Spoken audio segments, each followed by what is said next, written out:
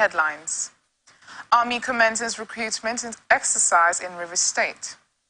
Oberewori calls for investigation over teacher's death. Tinubu approves wages award for civil servants. FIRS assures no plan to increase taxes. Gaza war death tolls rises to 4,137. Macaroni calls for release of NSAS protesters. Djokovic to open 2024 event at United Cup.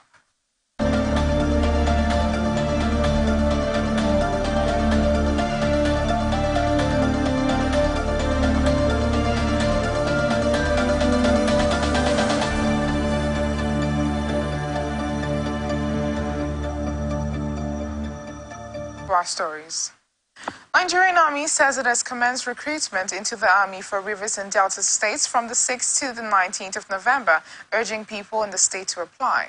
The team leader, sensitization and advertisement team for Nigerian Army, 86 regular recruit intake, Department of Administration, Army Headquarters, Brigadier General Timmy McIntosh made this during a sensitization exercise to the Office of the Secretary to the State Government, Tammy Danago, in Port Harcourt. Brigadier General McIntosh said they do not need to know anybody before they can apply, appealing to the SSG to assist the Nigerian Army in sensitizing the people in the state on the need to apply for the ongoing recruitment exercise into the Nigerian Army. Brigadier General Timmy McIntosh said he has come to sensitize Rivers indigents on the importance of joining the Army. He explained that the lack of recruiting people from Rivers State might be a real challenge in the future because there may be no senior officers from the state to take up military management roles, since Rivers State is one of the states in the South-South region with diminishing new intakes into the military secretary to Rivers State government.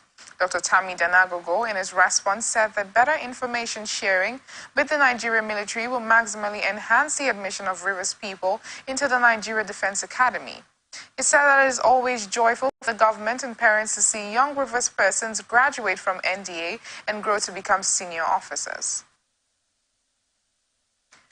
Governor Sheriff Oberewori of Delta State has directed the State Police Command to investigate the case of the alleged brutal killing of a school teacher, Sunday Ufwa, by a parent and bring perpetrators to book. Ufwa, until his untimely death, was a teacher at the Ali Hami Secondary School in Abo Ika South local government area of the state. The deceased was reported to have disciplined an errant child. Oberewori, in condolence message signed by his chief press secretary, Festus Ahon, said the state government frowned seriously at parents going to bully teachers for genuinely meting out disciplinary measures against students for bad behavior, such as is alleged in the extant case. He said the events leading to the death of Ufwa were condemnable and avoidable. The governor warned parents and guardians against taking illegal actions against teachers for correcting their erring children and wards, adding that such delinquent actions remained intolerable in schools across the state. Legislative arm of Oshimili North local area, Delta State, has passed a bylaw to put an end to land grabbing in the council area. The law, tagged Oshimili North Local Government Public and Private Properties Protection Bylaw 2023, was passed during plenary at the Senator Peter Nwaoboshi Legislative Building at the Council Secretariat in Akoko, Ibo.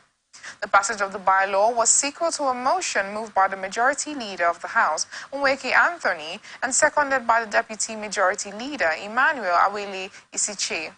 Leader of the legislative arm, Amibad Adimbwa Henry Ofosi, who presided over the plenary thereafter, directed the clerk to forward copies of the bylaw to the chairman of the council, Innocent Isiweze, for his assent. Suspected gunmen have attacked a Fokang Correctional Facility in Calabar, Cross River State, killing a correctional service officer. The attack was confirmed by the spokesperson of the State Command and the Correctional Service, Afanga Etim. Etim, who spoke in Calabar, said no inmate escaped during the attack, but Assistant Superintendent of Correction was killed. Reacting to the development on ATN Society Watch, social commentator and broadcast journalist Iwo Rombo condemned the attack on the correctional center and the killing of a service officer. He also called for an investigation into the attack. Center was the changing of the name from Nigerian Prisons Service to Nigerian Correctional Center.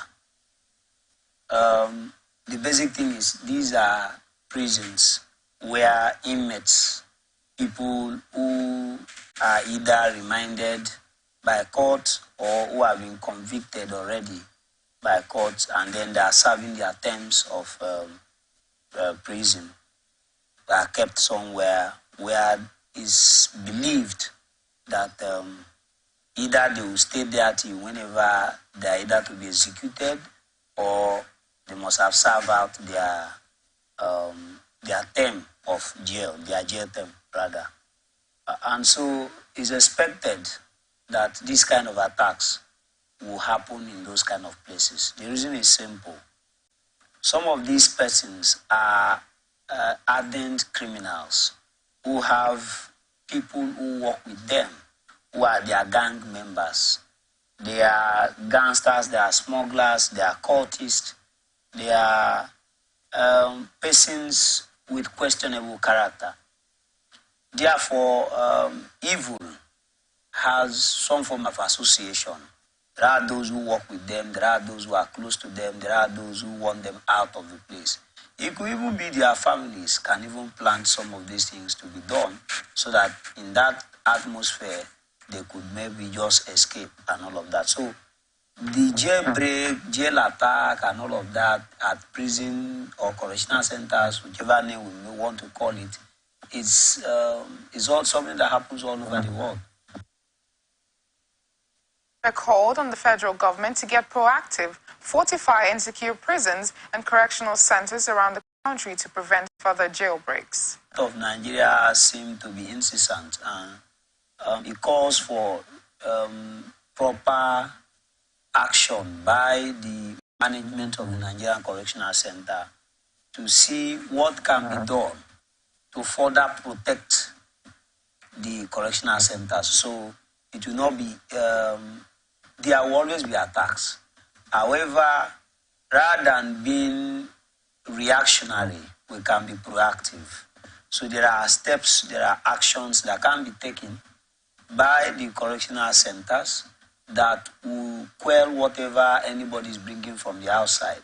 But when you don't properly protect these prison facilities, like the one in Port Harcourt, the one at Port Harcourt Township, the prison there, what they call here the dockyard and all of that, that place, I do not think that a very serious ammunition with kind of sophisticated weapons court is used today will not be able to damage the fence in that place. So, because that place has been there for at least over 40 years, there is no serious renovation activities at that place. There is no effort to try to reinforce the walls, the bricks and mortars that were put there over 40 years ago. So what it means is that if the kind of attack that the Calabar prison just had now is done on the Port Harcourt prison, the possibility that there might be a jailbreak and entry into that correctional center is very high. One person has been confirmed dead in a fatal accident involving a tanker vehicle and a 406 Peugeot car along Stadium Road by Urobot Market, Uyo in Akwa Ibom State. The accident involved a tanker vehicle and a Peugeot. The State Commander Federal Road Safety Corps confirmed the incident on Friday in a statement by its Public Enlightenment Officer, Paul James. James attributed the cause of the accident to overspeeding and inadequate display of caution signs. Meanwhile, the State Sector Commander Akwa, Matthew Olanisie, described the incident as unfortunate, saying it would have been avoided if the people involved had adhered strictly to traffic rules and regulations guiding road usage. While commiserating with the family of the deceased, Olonishaye advised others to exercise caution and ensure adequate display of road signs to inform other road users of dangers ahead. Igbos from different walks of life were at the International Conference Center Umuahia as the body of a former President General of Ohanaeze Ndigbo, Professor Joseph Uruku, was received in the Abia State capital. The remains of the late Igbo leader, who died in July 2023 at the age of 89, was received by a mammoth crowd comprising traditional rulers, captains of industry, government officials, and religious and community leaders at a commendation service held in his honor. In a speech at the event, the President General of Ohanaeze Ndigbo Worldwide, Chief Emmanuel Iwanyanwu, said Iruku's death is a big loss to the Igbo nation. He charged young Igbo youths to emulate the legacies of Iruku in shaping their future. Abia State Governor Alex Oti said Iruku's death was a big shock and a great loss to Abia State. According to him, Iruku, who was the first professor of insurance in Nigeria, was a selfless and patriotic man. Chief Onyema Ogochukwu, who spoke on behalf of Abia State Council of Elders, lauded the contributions of the former Ohanaeze Ndigbo president to the development of the Old Eastern region, adding that he popularized insurance business amongst Igbo businessmen. Before the commendation service, the body of the former Igbo leader, who was a senior advocate of Nigeria, was received at the Abia State High Court complex in Umuahia. Iruku will be buried on Saturday, October 21st at Amaokwe Item in Bendi local government area of Abia State. Appeal court sitting in Kano State has dismissed the May 18 judgment of the Kano State Federal High Court presided by Judge M.N. Yunusa, which sacked Alex Oti as governor of Abia State. The appeal court faulted the trial court's hasty determination of the suit, even without joining the necessary parties who were the actual targets of the claims in the suit. The appellate court therefore awarded 1 million naira cost against the plaintiff, Ibrahim Haruna Ibrahim, who had filed a suit seeking the disqualification of all elected candidates of the Labour Party. The decision by the court comes barely 2 weeks after the governor secured victory at the Abia State Governorship Election Petition Tribunal. The tribunal on October 6 confirmed Alex Oti as the duly elected governor of Abia State. Ahead of the November 11, 2023 governorship election, the Labour Party has again urged the people of Imo State to liberate themselves from the shackles of poverty and insecurity. Imo has faced severe insecurity in the past 3 years, leading to non-state actors occupying some areas, kidnapping and loss of several lives and properties. However, the Labour Party feels it has the capacity to restore normalcy in the state. Labour Party National Vice Chairman Southeast Innocento KK told newsmen on Friday that the Imo electorate will take their destiny in their hands. He said the party's candidate, Senator Athan Achonu, was prepared to address unemployment, insecurity, and deteriorating infrastructure. According to him, Senator Achonu has resolved to tackle insecurity in the state by first addressing poverty, unemployment, weak law enforcement, political instability, and inadequate security infrastructure. Federal Road Safety Corps has confirmed that a 40-feet trailer with a faulty brake system has killed a middle-aged female pedestrian along Ezeweka axis of the Onitsha-Owerri Road. FRSC Sectors Commander in Anambra, Adeoyi Ireli Wuyi, confirmed the incident to newsmen on Friday in Akwa. According to eyewitnesses, the trailer was packed while goods were being offloaded from its container, and all of a sudden, it rolled off without the driver inside. It hit and trapped the woman. The reports say Awada Police Division is making efforts to arrest the driver of the trailer who escaped. While condoning with the family of the dead, the sector commander warned motorists to desist from disobeying traffic regulations. Election Petition Tribunal sitting in Akwa, Anambra State capital, has affirmed the victory of the member representing Obaru Federal Constituency in the House of Representatives, Afam Ogene. His victory was affirmed against the petition of the People's Democratic Party candidate, Chukwuka Oyema, who was defeated at the polls. Ogene described the National Assembly Election Petitions Tribunal verdict that declared him as the authentic winner of the February House of Representatives election in Obaru, as a true validation of the will of the people and the grace of God. Ogene tested the Obaru Federal Constituency election in Anambra State under the Labour Party and was declared the winner by the Independent National Electoral Commission after a supplementary election in the constituency on April 15th.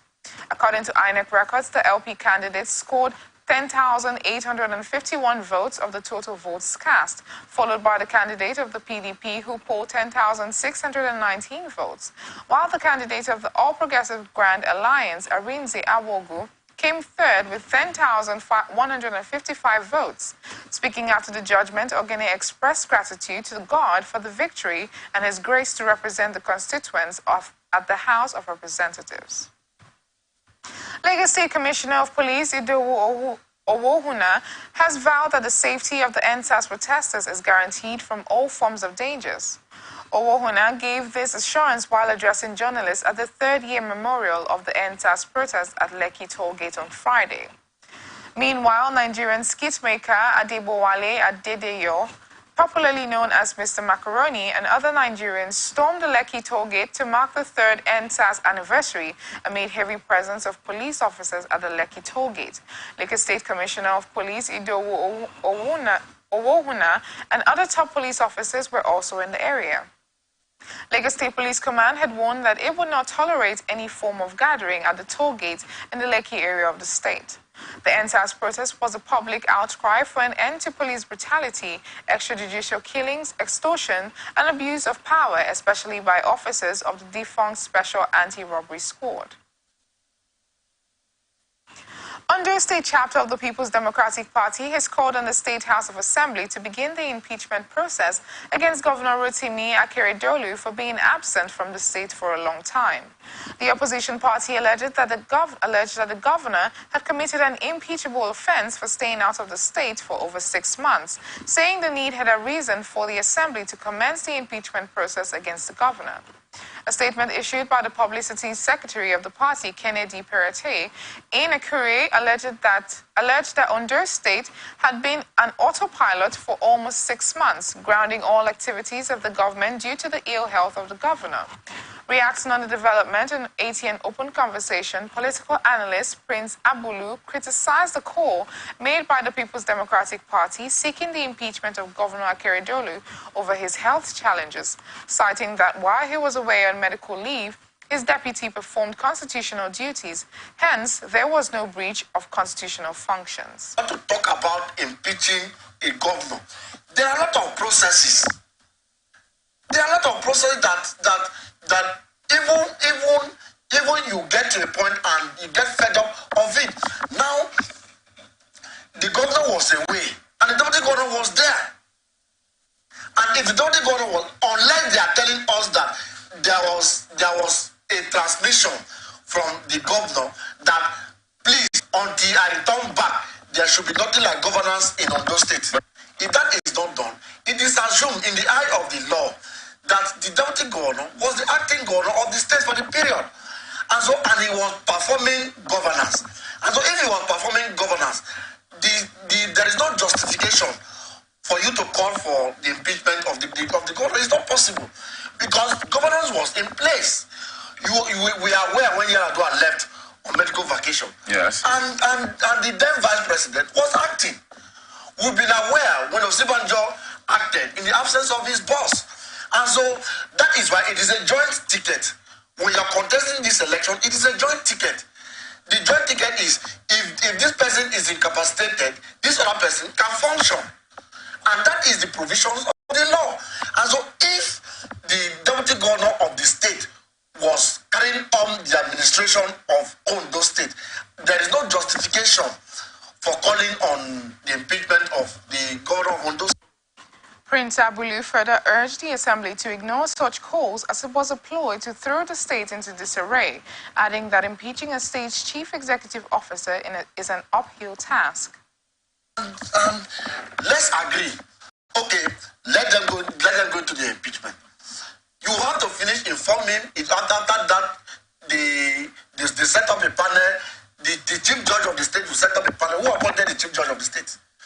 So you don't just waste while away your time. If it is to impeach the deputy governor, if they are possible, these are possibilities. Because it is the chief executive officer of the state that will sit down and perfect that plan. You cannot perfect the plan against him. It is better you follow reality. This trend, unless the president want to illegally join in this arrangement, that is when it can work. That is the practical thing. That is when it can work.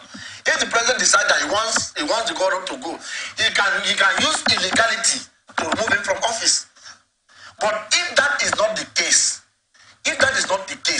hence the deputy governor was in charge of the state, it means the administration of the state was continued. The activities of government did not cease because the governor wasn't around. And so if the activities of government did not cease, so on what justification are you calling for his impeachment? If the people are saying that for the period he was away, because he was not away, salaries were not paid. If because he was away, the local government did not function. If we are saying that because he was away, they did not hold the state executive council meeting. These are issues of governance. The Ondo State House of Assembly, in his absence, we are having their plenary, and there was no time that the governor said, please cease in doing all this until I am back. And so the man did not say so. So it means that in his absence, there was governance. Independent National Electoral Commission says it has concluded plans to deploy 46,084 regular and ad hoc staff for the November 11 off-season governorship elections in Imo, Kogi, and Bayelsa states. INEC Chairman Professor Mahmoud Yakubu disclosed this on Friday in Abuja at a meeting with resident electoral commissioners. According to him, such massive deployment requires a secure environment, which is beyond INEC's immediate responsibilities. He said the commission is concerned about the prevailing insecurities and election-related violence in the three states, but added that it has been reassured of adequate deployment by the security agencies. He reaffirmed that the Commission will continue to deepen its engagement with the security agencies, and more meetings are planned in the next few days. He further disclosed that the Commission will hold a series of meetings with stakeholders at the national level, in addition to ongoing engagements at the state level. People's Democratic Party candidate in the Kogi State November 11, 2023 governorship election, Senator Dino Melaye, calls on the people of Kogi State to come out, cast their votes, and defend their mandate to the end. Senator Melaye made a call at the interface with the women and youth elected officials of the state chapter of the PDP. Reacting to the development on ATN Open Conversation, political analyst Prince Abulu called on the Kogi people to vote for a purposeful government to correct the wrongs of previous administrations. You can agree with me practically that Kogi State is among one of the states that is not developed. Government comes and goes. It is one state that is not yet transformed. It is one state that their road network is not interconnecting. It is one state that when it rains, the people are displaced. It is one state where so many things are taking place.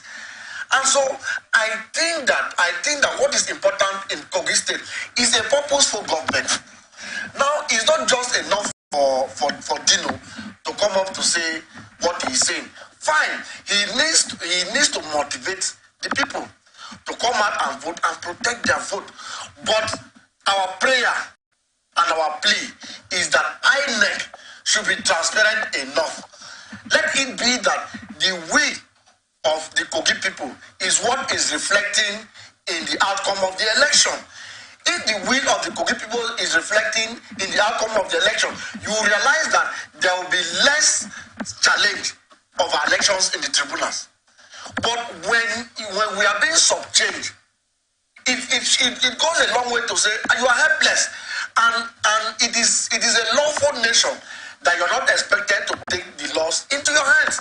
And so the Kogi people should come out and actually defend. Prince Abulu further called on the Independent National Electoral Commission to redeem its integrity by conducting an election that all and sundry will applaud the outcome. Please, let INEC, for once, at least, we can't say that these elections is taking place in all the states of the Federation. These few states, we can build the confidence from there. It happened in Osun State. We saw it clearly. At least to an extent, we rated that INEC actually did well. If they can do that, they can replicate that in Imo, Bayelsa, and Kogi State. At least we can say, okay, if they've been able to do this, we must encourage them to keep doing it, and then until it goes around the 36 states. Because part of the reason why Nigerians are crying is that let it be that Nigerians choose the leader and the leader failed them. The cry will be less.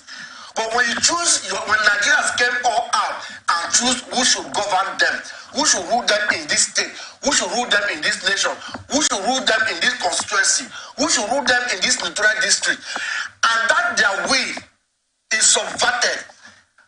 That is why the suffering of Nigerians is much, because their hope, they build their hope somewhere, and you did not allow that hope to see the light of day. And so for Kogi State, I am joining my voice with that of Dino. Not because I want Dino to be governor. I'm also expecting the APC candidate to also come up to tell his people, to also... Nigeria State Governor Muhammad Umar Bago says the state government will prioritize issues of climate change to mitigate natural and man-made disasters in the state. Speaking at the opening ceremony of a two-day retreat for members of the House of Representatives Press Corps, the governor challenges the media to drive the advocacy for climate change, which he said is one of the issues affecting the global economy. Represented by his deputy, Comrade Yakubu Garba, Governor Bago said the realization of danger of climate change to the nation explained the decision of the state government to convoke a Green Economy Summit. State Commissioner for Environment and Climate Change, Yakubu Kolo, said the state was taking steps to address the issues of climate change and has launched a two-day program to discuss issues of the green economy. The chairman of the House of Representatives Press Corps, Grace Ike, said climate change has impacted the nation in different ways and has altered the environment and ecosystem.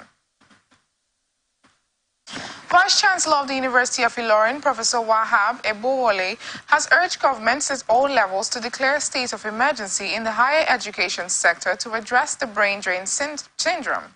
He declared this at the 37th and 38th combined convocation ceremonies of the institution held at the main campus in Ilorin. Over 25,000 graduates were produced by the institution for the combined 2020-2021 and academic sessions, with 450 graduating in first-class honors. The VC, in his speech titled "The End is Better," said the events mark the culmination of years of hard work, dedication, and perseverance by the students, adding, "It is not an end, but the beginning of a new chapter of your lives." He challenged them to think critically, think without a box, be open-minded, and collaborate with others to find solutions to the complex issues. In his convocation lecture, Professor Tony Falola of University Texas, Austin, United States of America, noted that Nigeria's socioeconomic terrain is currently experiencing a significant widening of disparities in the allocation of wealth, a phenomenon often excavated by the swift pace of modernization. Court of Appeal sitting in Abuja has declined to sack the member of the House of Representatives for Askira Obahawu Federal Constituency of Borno State, Dr. Midala Balami. The appellate court, in a unanimous decision by a three-member panel of judges, dismissed an appeal that was brought before it by the All Progressives Congress APC and its candidate Tafaya Asaya. The court held that it found no reason to set aside the judgment of the Borno State National Assembly Election Petition Tribunal, which affirmed the PDP candidate as the valid winner of the House of Representatives election that held in the constituency on February 25th.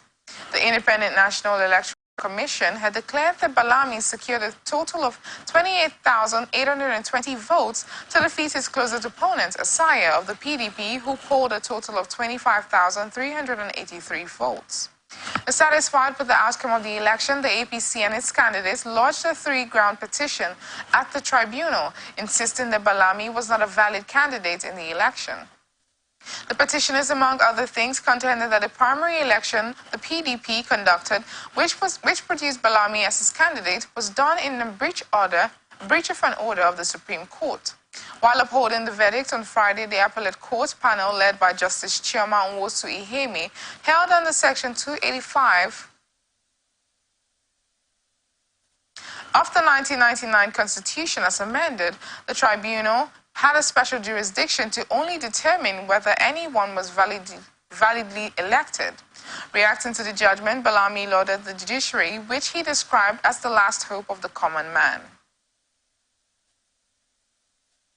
You are watching the Global News on Atlantic Television Network. We will be back after this break. The Financial Services Regulation Coordinating Committee, FSRCC, in collaboration with the National Broadcasting Commission, NBC, wishes to draw the attention of the public to the worrisome increase in the activities of illegal financial operators, IFOs, which threaten public trust and the stability of the Nigerian financial system. The FSRCC and NBC hereby advises the general public to refrain from dealing with unlicensed financial operators who deceive individuals with unrealistically high investment returns. Make sure to verify the licensing status of such companies and schemes on this website. To report any suspicions of illicit financial activities, call 0700 225 5226, 0800 225 5226, or +234 817 665 6273. Let's work together to uphold the integrity of Nigeria's financial system. Announcer, FSRCC. Welcome back. This is Global News on Atlantic Television Network. Now the rest of our stories. Kaduna State Fire Service says it's recorded 33 deaths out of 252 fire incidents from January to September across the state. Director of the State Fire Service, Paula Boy, made the disclosure in an interview with journalists on Friday in Kaduna. Boy said the service rescued 15 persons while 4 persons sustained injuries within the same period. He stated that the fire service, working in synergy with the Federal Road Safety Corps, recorded 21 auto fire accidents with some deaths. The director said the service was doing its best to reduce fire outbreaks by educating residents on fire safety measures. Boy advised residents to observe simple safety procedures to stem the tide of fire outbreaks in all parts of the state. Katsina State Governor Diko Rada has threatened to deal ruthlessly with any commissioner, traditional ruler, or member of his cabinet caught aiding and abetting banditry in the state. Rada stressed that though the fight against insurgency is a hydra-headed monster that has refused to go away, he will not negotiate with any bandit or group of criminals. Katsina is one of the states in Northwest plagued by activities of bandits, a group of loosely organized armed gangs reported to have well over 120 factions in the region. The governor told journalists at a media chat in Transcorp Hilton that efforts are ongoing to checkmate their incursions into the state. Rada said aside from giving intelligence, the initiative of local security outfits was part of measures to empower the residents to defend themselves against terrorist attacks. According to him, the state has spent over 7 billion naira to procure armored personnel carriers, 65 Hilux vehicles, 700 motorcycles, and security gadgets for the Community Watch Corps officers. Minister of the Federal Capital Territory, Yesom Wiki, has approved the withdrawal and revocation of houses sold to individuals by the FCC administration but converted to other users. Mokta Galadima, Director, Department of Development Control, FCTA, disclosed this at a news conference at Abuja on Friday. Galadima recalled that the federal government in 2005 initiated the monetization program because of the cost of maintaining the houses. He explained that the houses were sold to the occupiers so that they could maintain them. This, according to him, constitutes so much burden in terms of city administration and management, and this administration felt it cannot condone any longer. Supreme Court will on Monday hear the appeals of Atiku Abubakar and Peter Obi challenging the affirmation of President Bola Ahmed Tinubu's victory in the February 25th poll. It will also hear the appeal of the Allied People's Movement as well as a motion by Atiku for leave to tender new evidence. A 7-member panel of justices of the Apex Court will sit on the matter. The Electoral Act prescribes a 60-day period between the verdict of the PEPC and the judgment of the Supreme Court. The PEPC delivered its verdict on September 6th. Atiku and the People's Democratic Party, Obi and Labour Party, and Chichi Oje and the APM are challenging the September 6th consolidated judgment of the Presidential Election Petition Court. The tribunal dismissed the petitions challenging Tinubu's victory for being unmeritorious, and because of the petitioners failed to prove their cases in the 35-ground appeal, Atiku and his party won the highest court to reverse the PEPC verdict. Obi and his party filed a 51-ground appeal seeking similar reliefs. 8 p.m. in his 10-ground appeal seeks to avoid Tinubu's election on the grounds that his running mate, Senator Kashim Shettima, was not validly nominated. President Bola Tinubu has confirmed the appointment of Adewale Adeniyi as the Comptroller General of the Nigeria Customs Service. This was contained in a statement on Friday by the Director of Information Office of the Secretary to the Government of the Federation, Willie Bassi. He said Adeniyi's confirmation took effect on Thursday, October 19, 2023, in accordance with the extant provision of the Public Service Rules. The President asked him to bring his wealth of experience to bear on his new assignment. President Bola Tinubu has approved the appointment of Shaka Shira as the Substantive Auditor General of the Federation, as recommended by the Federal Civil Service Commission. A statement by Ajuru Ngilali said the president approved Chira's appointment after the Federal Civil Service Commission conducted a screening exercise that identified him as the most qualified candidate, who had also scored the highest in the examination among all qualified candidates for the office. He said the president expects the new Auditor General to justify the confidence reposed in him and live up to the high expectations that Nigerians have concerning the execution of the renewed hope agenda of his administration. He also noted that the president simply exercised his powers vested in him by Section 86 of the 1999 Constitution as amended. President Bola Tinubu has approved the 35,000 wage award for civil servants to cushion the effects of fuel subsidy removal. This was disclosed in a memo issued by the Chairman and Chief Executive Officer of the National Salaries, Incomes and Wages Commission, FOUO-NTA. The memo said all federal civil servants are beneficiaries of the wage award, which is to take effect from September 1st, 2023. Recall that the Nigerian Labour Congress, the Trade Union Congress, and other organized labor unions embarked on an industrial action over hardships occasioned by the removal of fuel subsidy. The strike was later suspended for 1 month after the Tinubu-led administration offered the sum of $5 billion for the provision of palliatives to the 36 states and the Federal Capital Territory. Nigeria's Senate President, Senator Godswill Akpabio, has urged the 10th Senate to support President Bola Tinubu's development plans for the country, as Nigeria never had such audacious plans since the days of the nation's founding fathers. Akpabio, who spoke at the Senate retreat of fiscal policy and tax reforms organized by the National Institute of Legislative and Democratic Studies in Ikot Epene local government area of Akwa Ibom State, said more than ever before the Senate must come together in optimism to tow the roadmap of Mr. President. Reacting to the development on ATN blowout, socio-political analyst Professor Leke Gima condemned the evident attempt by Senate President Akpabio to rubber stamp proper scrutiny. There is a clearly defined separation of powers in government.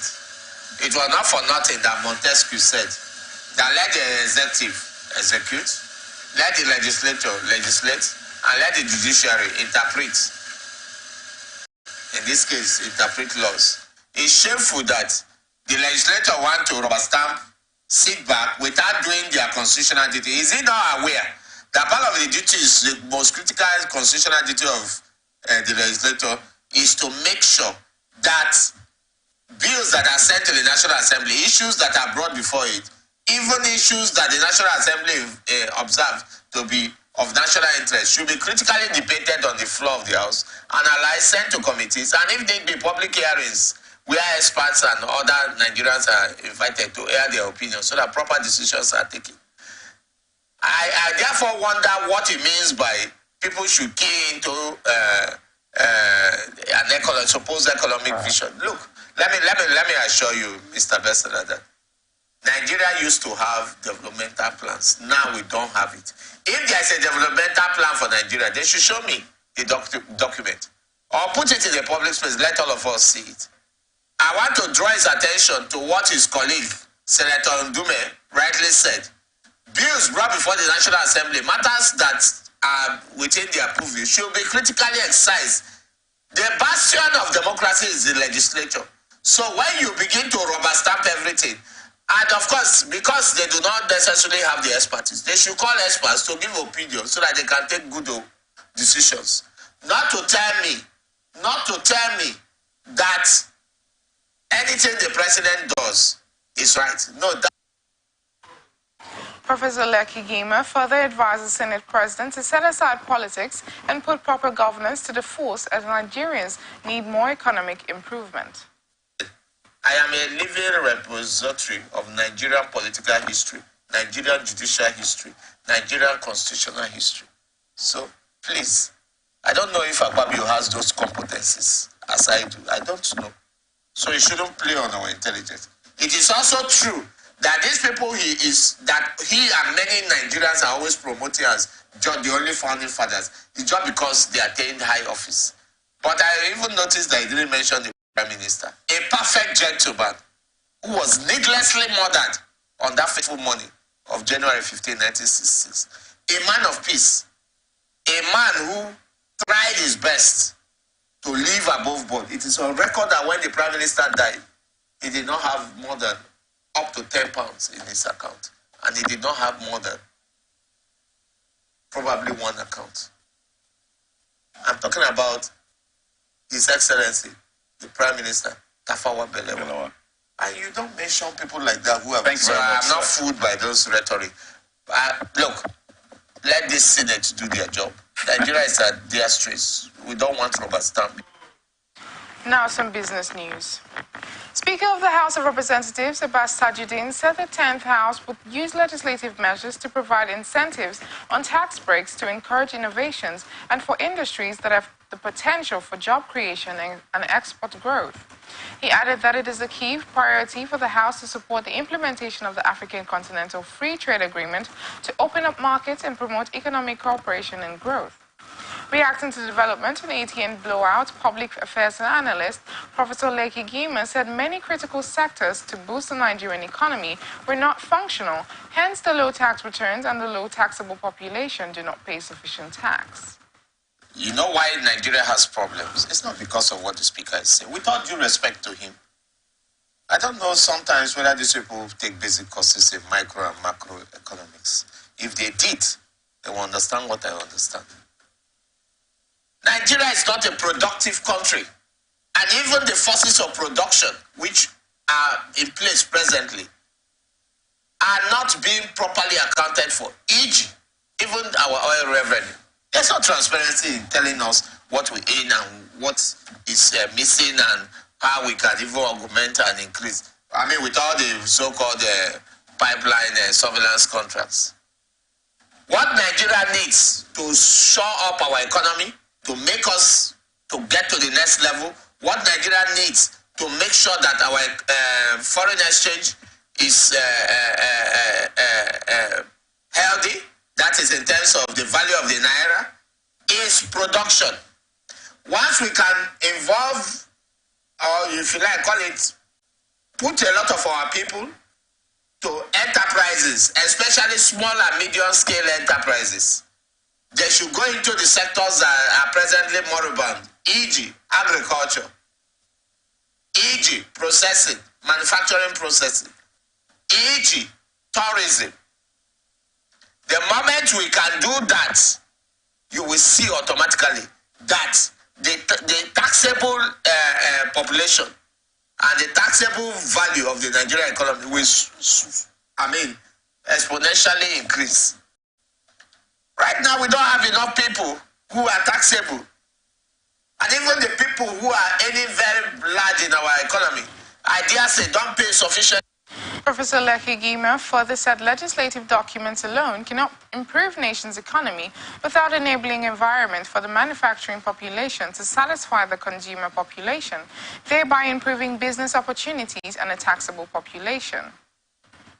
Issue. You cannot just use legislative documents to improve an economy. If you like, you do the best legislation. If there are not taxable people, will ghosts come out of graves to come and pay tax to you? Why are lands in Nigeria lying fallow? You travel in this country, you see a lot of lands lying fallow. Is that okay? And yet we are talking about lack of food security. Why are Nigerians not patriotic to their country? Why do they like eating foreign rice? They want to eat foreign this, they want to eat foreign that. Yet, land in this country is not being fully utilized. even when it comes to the basic implement of enhancing agriculture, such as fertilizer, it's turned into politics, controlled by the rich, for the rich.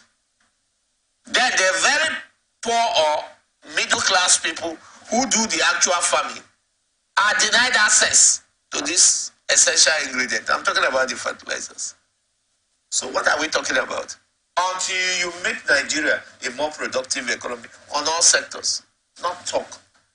If you have the best laws, you won't have to see anybody to tax. There will always be tax evasion because the people.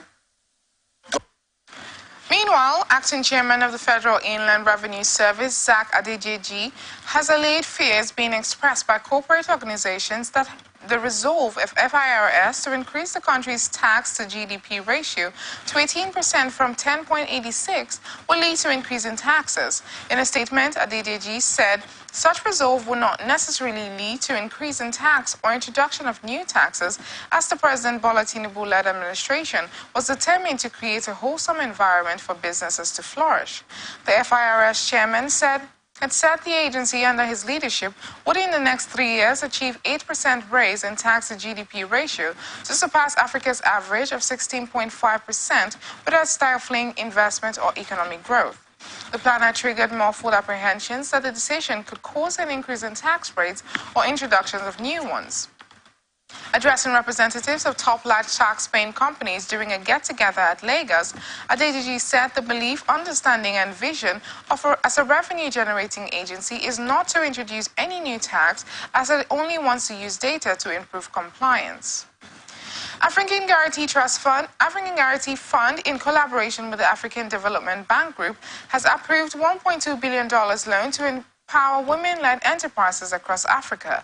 This financial support will benefit women entrepreneurs in 32 countries in the continent. The announcement was made at the Affirmative Finance Action for Women in Africa Finance Series event in Lagos. The event aims to unlock financing opportunities for women entrepreneurs. In his remarks, the Director General for African Development Bank Nigeria, Country Department Lamin Barrow, said that the bank's Afawa initiative seeks to increase women's access to finance in the continent by closing the $42 billion financing gap for women-led small and medium enterprises. And now to international tidbits. Israel's military says 20 children under 18 are among 200 hostages being held in Gaza after the Hamas attack on October 7th. In a statement, the Israel Defense Forces said between 10 and 20 are over 60, and the majority of those being held are alive.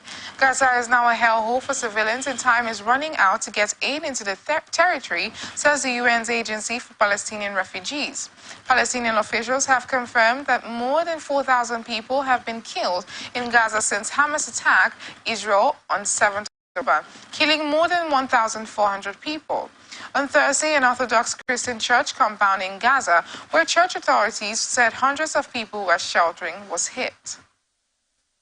UN Secretary General Antonio Guterres has reiterated the call for an immediate humanitarian ceasefire in the ongoing war between Israel and militant groups and Hamas.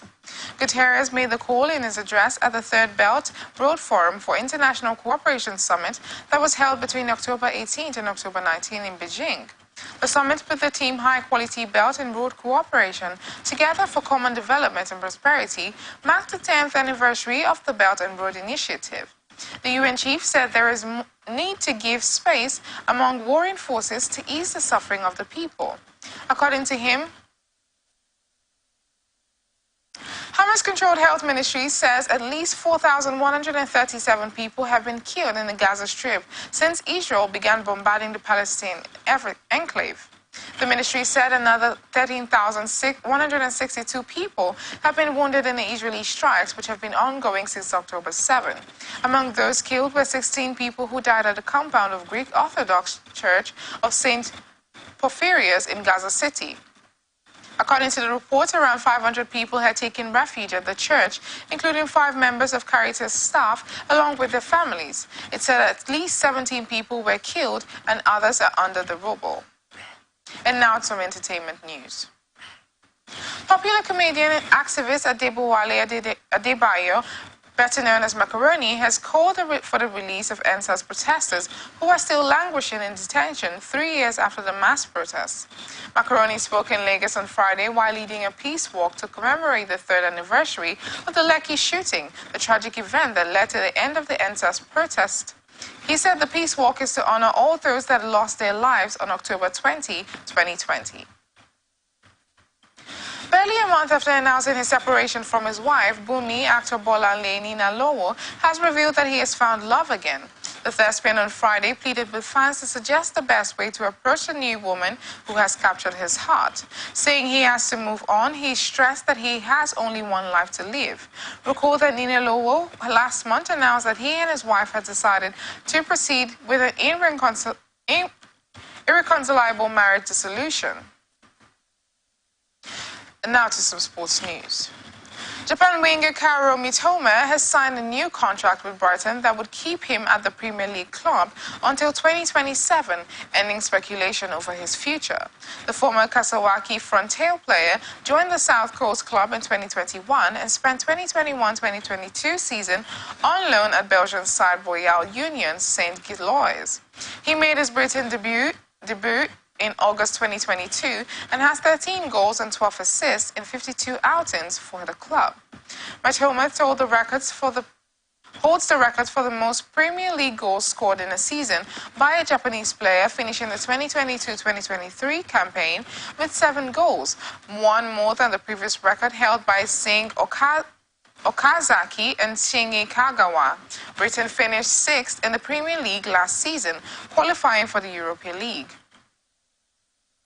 World number 1 Novak Djokovic will open his 2024 season at the Mixed Team United Cup in Australia, but injury-plagued Rafael Nadal was not on the Spain team. Djokovic will spearhead Serbia at the tournament from December 29, January 7th in Sydney and Perth as he builds towards the defense of his Australian Open title. Nadal was part of the Spain team in 2023 before injuring his hip at the opening Grand Slam of the year. And that's the global news for tonight. Before we go, another look at the major stories. Army commences recruitment exercise in Rivers State. Oberewori calls for investigation over teacher's death. Tinubu approves wage award for civil servants. FIRS assures no plan to increase taxes. Gaza war death toll rises 4,137. Macaroni calls for release of NSAS protesters. Djokovic to open 2024 event at United Cup. I am Valentina Lawrence. Thank you for watching. You can follow us on our social media platforms on Twitter, Atlantic TV Net, Facebook and YouTube, Atlantic Television Network, Instagram, Atlantic TV Network. Do remember that peace and unity are the pathways to progress.